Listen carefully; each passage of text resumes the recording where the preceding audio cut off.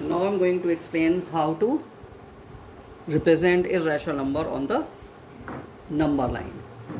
So for this we will take, suppose, root 2. So root 2 can be written as square of two integers 1 and 1. So on the number line, both the side arrowhead must. In between we will take origin and 1 unit on the base and 1 on the, it's perpendicular on the base. So we will take 1 unit and draw an arc of 1 unit. This is still here, it is 1 unit. Now we will draw perpendicular on the number line. You know how to draw. Taking these 2 points, we will draw, and then this is also 1, so we will draw 1 unit. This is 1, this will also be 1, and this way we will cut it. We will draw the arc of the 1 unit radius. Suppose this point is A, we will join to this origin O, this point suppose B. Now this will represent root 2 by Pythagoras theorem. This is perpendicular, this is 1 unit, this is also 1 unit, this will be root 2. But root 2 you have to represent on the number line. So what we have to take? We have to take this origin as a center, OA will be radius, and draw an arc that way. Okay, we will draw the arc, and wherever it intersects, this point will be C. We will represent this as root 2. Okay, so this we will represent at root 2. This distance will be root 2 unit. Okay, you understood, I think. Now I am going to take second value. Suppose you have to represent root 3. Then how to do? For root 3, this process you have to follow everything, means till root 2 you have to follow all these steps. Then at point C, again we will draw perpendicular. You know how to draw perpendicular. First you take this C as a center, you draw arc 2 times, it will intersect the number line. Then take these 2 points and do 2 more arcs, and then method will remain same. Again another perpendicular line, and then this is perpendicular is 1 unit. Take this point as a center, you draw 1 unit arc, it will intersect somewhere. Suppose this point is E, and join OE. Okay, join OE,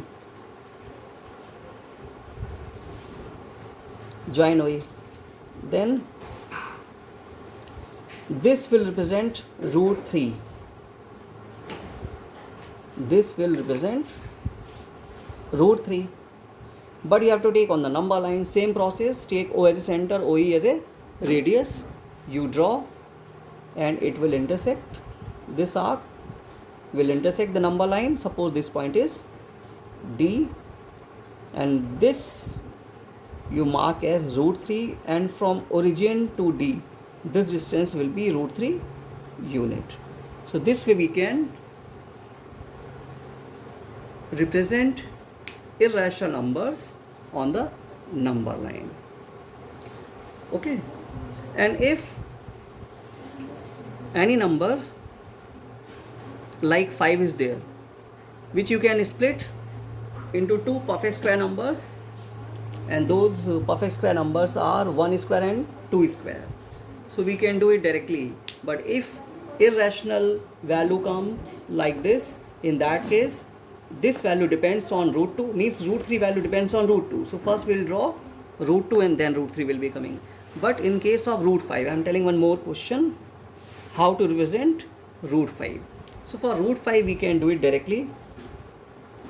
Number line, this is origin, take 2 units. Suppose this is 1 and this is 2. 1 unit and 2 unit. Take 2 units on the number line 2 as a base, and perpendicular is 1. So at this point, suppose this point is A.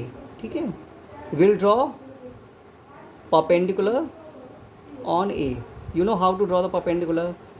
Take A as a center, you draw arc, then it will intersect at 2 points on the number line, and then we will take these 2 points and draw 2 more arcs, and then you will extend. Now you have to take only 1 unit on the perpendicular, so take 1 unit. This is 1, so take 1 unit. It will intersect somewhere. Suppose this is the 1 unit. This point you mark as B. Join OB. This will represent root 5 because it is 2, it is 1, and use Pythagoras theorem. Hypotenuse will be root 5. Now take O as a center, OB as a radius. This is point B. You draw an arc taking O as a center. Draw. It will intersect somewhere. Number line. Mark this point as C, and this will represent root 5, and this distance will be root 5 unit. So this way we can represent irrational numbers on the number line. Okay, thank you so much. Hope you understood.